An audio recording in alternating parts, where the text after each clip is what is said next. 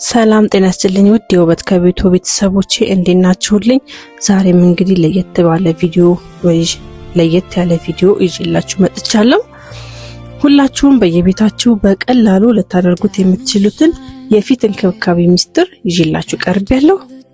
ውድ ሳሎኖች መሄድ ሳይጠበቅብን ብዙ ገንዘብ ማውጣት ሳይጠበቅብን በኩሽናችን ውስጥ ብቻ የሚገኙትን እነዚህን ድንቅ ነገሮች ለምን አንሞክራቸውም ብዬ አሰብኩ። ዛሬ የምናያቸው ነገሮች ዝም ብሎ በባህል የመጡ ሳይሆኑ ሳይንሱን በሚገባ የመሰከረላቸው ውህዶች ናቸው። ፊታችንን ለማጥራት ለማንጸባረቅና ውበትን ለመመለስ ምን እና እንዴት እንደምንጠቀም አንድ በአንድ በዝርዝር እናያለን። እስከ ቪዲዮ መጨረሻ ድረስ አብራችሁን ቆዩ። በተለይ ቁጥር 5 እና 6 ለብዙዎቻችሁ አዲስና አስገራሚ ስለሚሆን ቪዲዮን እስከ መጨረሻው ድረስ እንድታዩት ብዬ ከወዲሁ አሳስባችኋለሁ። ወደ ቪዲዮ እንሄዳለን። የመጀመሪያው የሙዝ ልጣጭ ነው። የሙዝ ልጣጭ ብዙዎቻችን ሙዙን በተን የምንጥለው የሙዝ ልጣጭ ነው። ውድ ቤተሰቦች ከዛሬ ጀምሮ የሙዝ ልጣጭን በፍጹም እንዳትጥሉት። ሳይንሱስ ምን ይላል? የሙዝ ልጣጭ በውስጡ ከፍተኛ የፖታሺየም፣ የቫይታሚን ሲ እና ኢ ይዘት አለው። በተጨማሪም ሉቲን የተባለ ኃይለኛ አንቲኦክሲዳንት ስላለው ፊታችን እንዳያረጅ፣ መጨማደድ እንዳይመጣ እናም ቆዳችን እንዳይለጠጥ ያደርጋል። አጠቃቀሙም በጣም ቀላል ነው። ሙዙን ከላጥን በኋላ የውስጠኛውን ነጭ ክፍል ፊታችን ላይ በቀስታ በክብ ቅርጽ ወይም ሰርክል ሞሽን እናሸዋለን። ለ5 ደቂቃ ካሸነው በኋላ ፊታችን ላይ ለ10 ደቂቃ እናቆየዋለን። በመጨረሻም በቀዝቃዛ ውሃ እንታጠበዋለን። ይህንን በሳምንት 3 ቀን ካደረጋችሁ የፊታችሁ መለስለስና ማብራት ያስደምማችኋል። ሁለተኛው ቲማቲምና ስኳር ነው። ቲማቲም ለምግብ ብቻ ሳይሆን ለቆዳችንም ፍጹም ፈውስ ነው። ዛሬ የምንጠቀመው እንደ ማጽጃ ወይም ስክራፕ አድርገን ነው። ሳይንሱ በዚህ ጉዳይ ምን ይላል? ቲማቲም በውስጡ ላይኮፒን የተባለ ንጥረ ነገር አለው።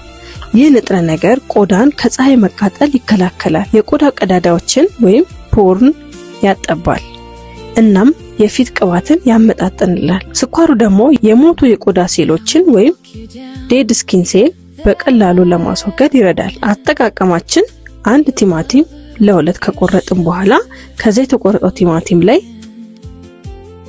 በስኳር ላይ ጫን አድርገን ወይንም ስኳሩን ከላዩ ላይ ፈሰስ አድርገን እንዲዝ እናደርጋለን። ፊታችን ላይ በቀስታ በጣም ሳንጫን ለ3 ደቂቃ እናሸዋለን። ከዛም ለ10 ደቂቃ እላዩ ላይ እናቆየውና በቀዝቃዛ ውሃ እንታጠባለን። ይህ ውህድ የፊት ጥቁረትን ለማጥፋት ፍቱን ነው። ሶስተኛው እርድና እርጎ ነው። በእኛ በኢትዮጵያውያን ዘንድ በጣም የሚታወቀው እርድ እናገኛለን። እርድ ከአንድ እርጎ ጋር አዋህደን የሚያስደንቅ ማስክ እንሰራለን። ሳይንሱ ስለነዚህ ውህዶች ምን ይላል? እርድ በውስጡ ኮርኩማይን የተባለ ድንቅ ኬሚካል አለው። ይህ ኬሚካል ፊታችን ላይ ያሉ ባክቴሪያዎችን ያጠፋል፣ ማዲያትንና ጥቁር ነጠብጣቦችን በፍጥነት ያጠፋልናል። እርጎ ደግሞ ላክቲክ አሲድ ስላለው ቆዳችንን ያለሰልስልናል፣ እርጥበት ወይም ሃይድሬሽንን ይሰጠናል። ይህንን ስናዘጋጅ ግማሽ የሻይ ማንኪያ እርጎ ከአንድ የሾርባ ማንኪያ ተፈጥሯዊ እርድ ጋር በደንብ እናዋህዳለን። የተዋህደውን ክሬም ፊታችን ላይ ቀብተን ለ15 ደቂቃ እናቆየዋለን። ከዚያም ለብ ባለ ውሃ እንታጠባለን። ማሳሰቢያ፣ ስትጠቀሙ እርዱ ልብሳችሁን እንዳይቆሽሻችሁ ተጠንቅቃችሁ ተጠቀሙላለሁ። ቪዲዮን እንደወደዳችሁ ደግሞ ተስፋ አደርጋለሁኝ። ለቻናሌ አዲስ የሆናችሁ ቤተሰቦቼ ሰብስክራይብ በማድረግ የደወል ምልክቷን ተጫኗት። ቪዲዮንም ከመጀመራችሁ በፊት ላይክ በማድረግ ጀምሩ። ቤተሰቡ የሆናችሁ ደግሞ ላይክ እና ሼር እንዳይረሳ ለወዳጅ ዘመዶቻችሁ አድርሱላቸው። ሁልጊዜም እንደምላችሁ ሐሳብ አስተያየት ካላችሁ ኮሜንት ሴክሽን ላይ አስቀምጡልኝ። ይሄ ጨመር ይሄ ቀነስ የምትሉት ካለ ሐሳብ ስጡኝ። ማንኛውንም አስተያየት ካላችሁ የምሰራላችሁ ነገር ካለ ኮሜንት ሴክሽን ላይ አስቀምጡልኝ። እሺ ወደ ቀጣይ ቪዲዮ አልፋለሁኝ። አራተኛው ምርጫችን ሁላችንም ቤት የማይጠፋው ቡና ነው። የጠጣነውን ቡና ተላ ወይንም የተፈጨ ቡና ዱቄት መጠቀም እንችላለን። በዚህ ላይ ሳይንሱ ምን ይለን ይሆን? እንየው። ቡና በውስጡ ያለው ካፊን የፊት ደም ዝውውርን ያፋጥንልናል። ይህም ፊታችን እንዲነቃቃ አይናችን ስር ያሉ እብጠቶችና ጥቁረቶች እንዲጠፉ ያደርጋቸዋል። ማር ደግሞ ናቹራል ሁሜንታት ነው። ማለትም በቆዳችን ውስጥ ያለውን እርጥበት ጠብቆ ያቆያል ማለት ነው። ባክቴሪያንም ይከላከልልናል። አዘገጃጀቱ 1 የሾርባ ማንኪያ የቡና ተላ ከ1 ሻይ ማንኪያ ንጹህ ማር ጋር እናዋሃዳለን። ፊታችን ላይ ቀብተን ለ2 ደቂቃ እናሸዋለን። ከዚያም ለ10 ደቂቃ አቆይተን መታጠብ እንችላለን ማለት ነው። ይህ ውህድ ወዲያውኑ ለፊታቸው ግልጽ የሆነ ግሎ ወይም ብርሃንን ይሰጣቸዋል። አምስተኛው ደግሞ አጃ ወይም ኦትስና ጥሬ ወተት ነው። ይህ ውህድ በተለይ ፊታችሁ ለሚቀላ፣ ለሚያሳክክ ወይንም ስስ ለሆነባቸው ሰዎች ፍጹም መፍትሄ ነው። ሳይንሱ በዚህ ዙሪያ የሚልን ነገር አለ፣ በዝርዝር እናየዋለን። አጃ በሳይንሱ የተረጋገጠ አቬናን ትራማይድስ የተባሉት አንቲ ኢንፍላማቶሪ ውህዶች አሉት። ይህ ማለት የቆዳ መቆጣትንና መቅላትን ሙሉ በሙሉ የሚያስታግስልን ነው።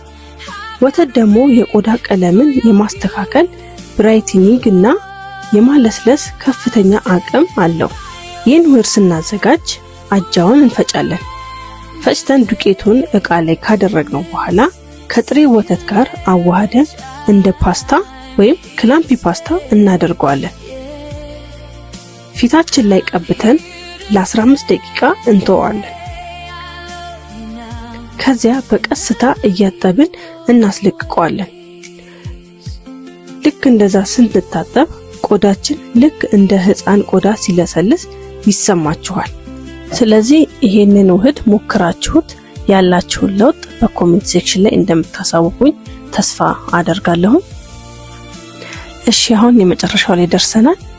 ይሄ ደግሞ አስደናቂ ነገር ነው መነግራችሁ። ይሄ ማለት ደግሞ ድንች ነው። አዎ ድንች ለፊት ጥቁረት ማጥፊያ ቁጥር 1 ተፈጥሯዊ መፍትሄ ነው።